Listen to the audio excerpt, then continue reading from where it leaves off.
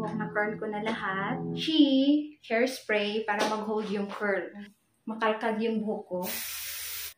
Igat siya ba? Malande.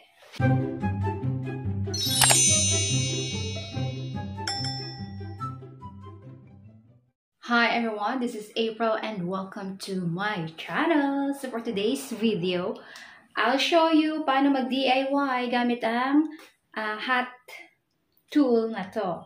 Ito ang may tatlong curve, I don't know how to call. Basta ang tawag dito is pang-curl siya. Pang-curl sa buhok. So yung buhok natin ngayon is straight. So kukulutin natin siya gamit ito.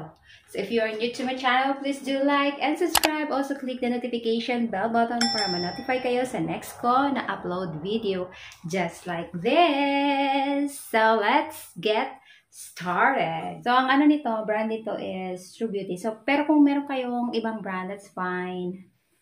Kahit anong brand pwede, basta makulot yung buhok nyo. So, meron siyang power button on and off. Tapos, meron siyang temperature here. So, kung makikita nyo, ayan yung kulay blue. Yan. Yan ang temperature niya. So, pwede nyo i-lower. Ito ay 280. 320. At pwede nyo siyang i-up hanggang 360 Fahrenheit hanggang 400 Fahrenheit. Yan, 400. Baliktad. Pero okay na yan. So, 400 yung pinakamainit. So, dito lang tayo sa 360. Masyadong mainit yung ano po, 400. Pero kung nagmamadali kayo, pwede yung 400. Pero kung hindi naman kayo nagmamadali, so, babaan nyo lang yung temperature. Kukulot din yan. Tapos, depende rin yung temperature sa status ng iyong buhok. Kasi, halimbawa yung buhok nyo is highlighted or nakabalayage, yung super treated na talaga siya, marami siyang chemical na ilagay. So, kailangan babaan nyo yung temperature ng inyong hat tool para hindi masunog. So, yun. Mag-start na tayo. Gamit ako ng ito sa buhok. Tapos, isa-section ko itong buhok ko. Ganyan. Nakahati siya sa likod. Ganyan. Para mas madali ko siyang makulot. Kasi DIY, di ba? Oo nga, DIY eh. So, ayan. Ganyan ko siya. Pagkaka-secure natin para hindi natin nasali lahat yung buhok na makulot. Kasi kapag hindi mo siya per section, talagang mahihirapan ka. Yung mas maganda talaga kapag na-section siya kasi nga makikita mo talaga yung result ng curliness ng iyong hair. So, ayan. Aka na siyang ganyan lang naman. Half, kalahati dito, malitin dito. Then, after niya, layer naman pa ganyan hanggang sa matapos sa top. So, ito naman, hindi lahat yan ang i-curl mo. Kailangan, hatiin din natin yan siya. So, di-divide natin siya ng mga 3 or 2. Di-divide ko ito ng mga 3 kasi medyo makapal din siya. Tsaka mas mabilis siyang makulot kapag hindi gaano makapal yung per section ng pagkulot mo. So, mga ganito lang, kakapal. And then, you open this, yung niya, ganyan, open mo siya. Saka mo siya ilalagay. Kailangan ilayo mo siya ganyan sa skin mo, sa mukha mo. Kung ganyan, masasali yung mukha mo. So, kailangan nakalayo ng ganyan, may distance. Help yourself. Tapos, lagay mo yan. Kailangan meron ka ring salamin sa harapan mo. Ako rin, may salamin ako sa harapan ko. So, ganyan. Minsan, pag ganyan, minsan naman ang ginagawa ko is pag ganito. Pero mas comfortable ako sa ganito. Ganyan.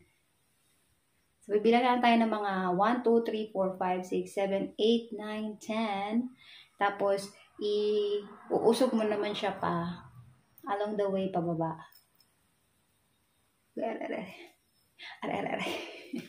Takot mapaso. Palagi ako napapaso eh. Be careful na hindi kayo mapaso. Talaga, masakit mapaso.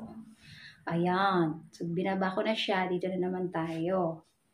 Tsaga-tsaga lang. It takes time. Pero kung hindi ka marunong kumurl ng sarili mo yung paisa-isa na pag gano'n, nagamit nyo yung single na curlier, ganito yung best way kasi mas mabilis talaga to.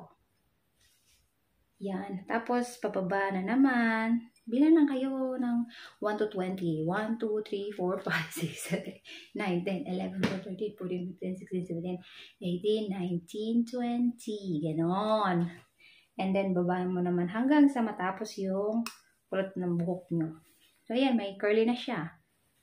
Pero kung gusto nyo ng super curly, i-ano nyo pa, itatagal nyo pa. So, ayan. So, gagawin ko siya all the way on my hair and I'll show you sa anong result.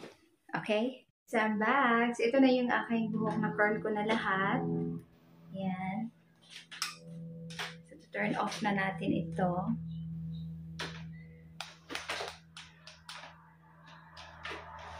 And then, gumamit ako gagamitan natin siya ng, level 4 na Chi hairspray para mag-hold yung curl. Kasi, babalik ito sa straight. So, para mag-stay yung kanyang curl, saka laging, may volume siya. Kasi gusto ko nang makalkad yung buhok ko.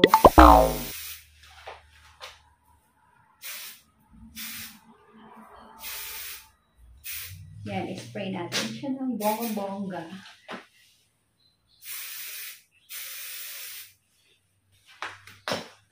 So, ayan, meron na tayong marimar na buhok. I like it. So, mga ganyang buhok yung hindi nahihiya.